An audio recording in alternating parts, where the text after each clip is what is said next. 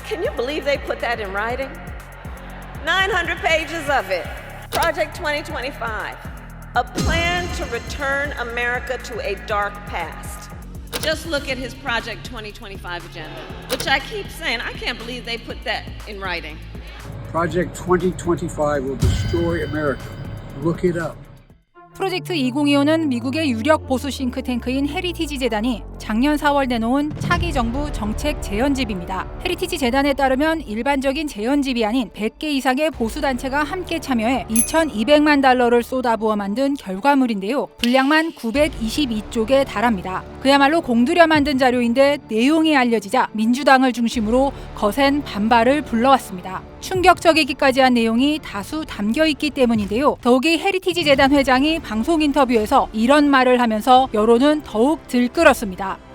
We are in the process of the Second American Revolution, which will remain bloodless if the left allows it to be.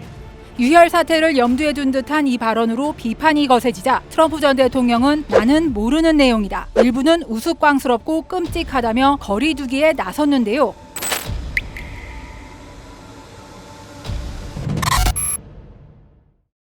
When I'm re-elected, I will totally obliterate the deep state.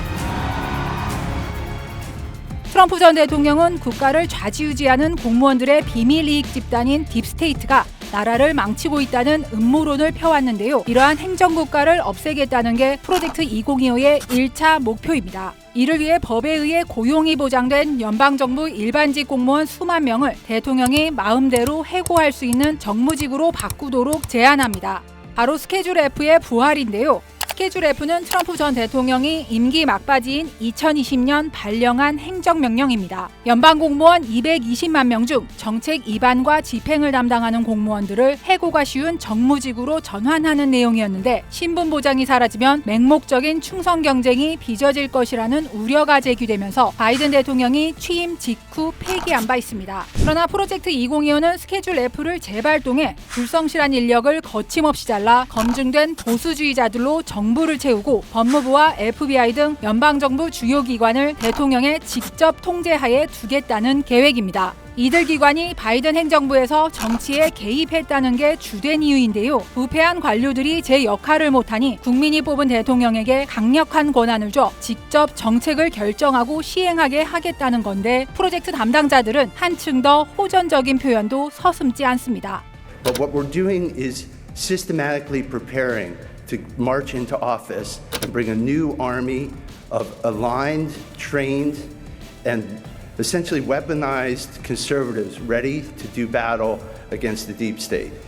제안대로라면 대통령에게 충성할 수밖에 없는 그야말로 강력한 대통령 중심제가 갖춰집니다. 트럼프 전 대통령 역시 재선에 성공하면 스케줄 F를 다시 시행하겠다고 천명한 상황입니다.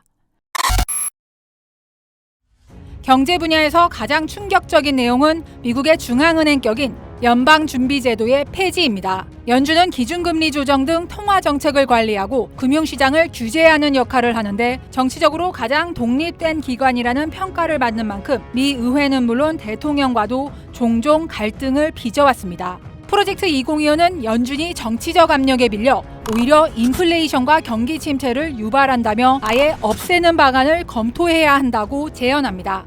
없애기 힘들다면 역할을 축소해 인플레이션 잡기에 주력해야 한다고 주장합니다. 트럼프 역시 대통령이 연준에 더 많은 영향력을 행사해야 한다는 입장인데요.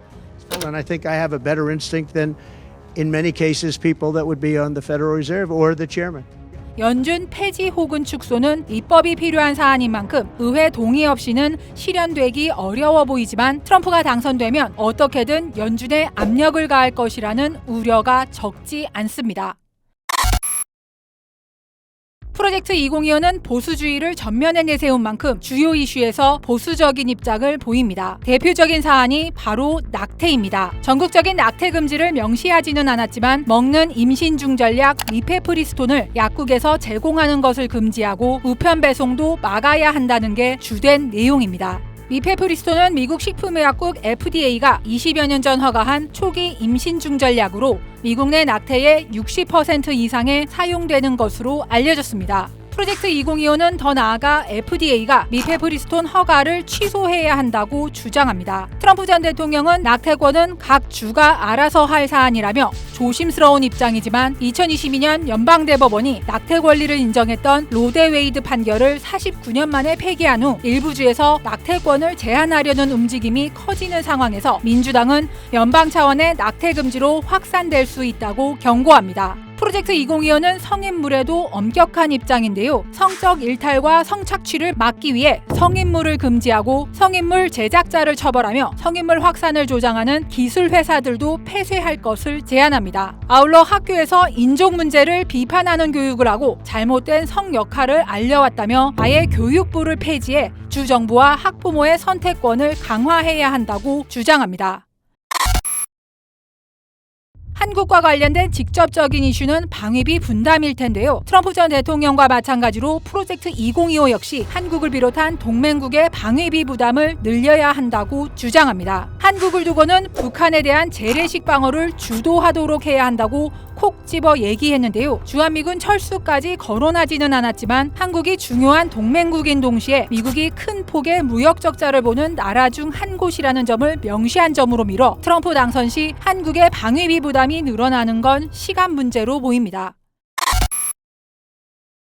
프로젝트 2025에 담긴 제안이 현실이 된다면 지금껏 보지 못한 미국의 모습을 볼 수 있을 듯한데요. 사실 헤리티지 재단이 정책 제안집을 내놓은 건 이번이 처음은 아닙니다. 1981년부터 공화당 정부를 위한 정책 제안집을 내놓기 시작했는데요. 트럼프 1기 당시에는 취임 1년 만에 제안한 내용의 3분의 2가 반영됐다고 자화자찬하기도 했죠. 이번 프로젝트 2025가 특히 논란이 된 이유는 앞서 설명한 대통령 권한 강화 때문입니다. 트럼프 측의 부인에도 민주당은 프로젝트 2025가 트럼프를 위한 집권 계획이라며 이같이 주장합니다. It's planned to turn Donald Trump into a dictator. Donald Trump would be able to weaponize the Department of Justice to go after his political opponents. He could even turn the FBI into his own personal police force.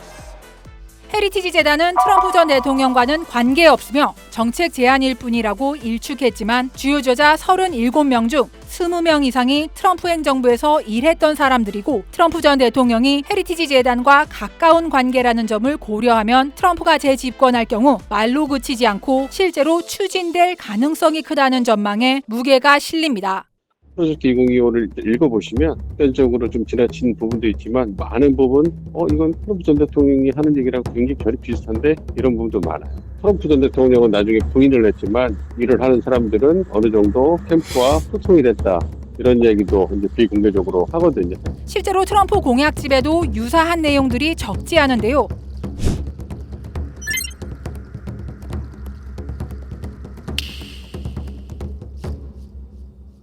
민주당 쪽에서 본다면 상당히 좀 극우적인 그 시각들이 많이 반영이 돼 있어요. 그런 부분에서 이제 해리스 후보 진영에서 공격을 하는 거죠. 이전 지지를 결집시키고 중도층을 포섭하기 위한 타깃이 아닌가 생각을 해요.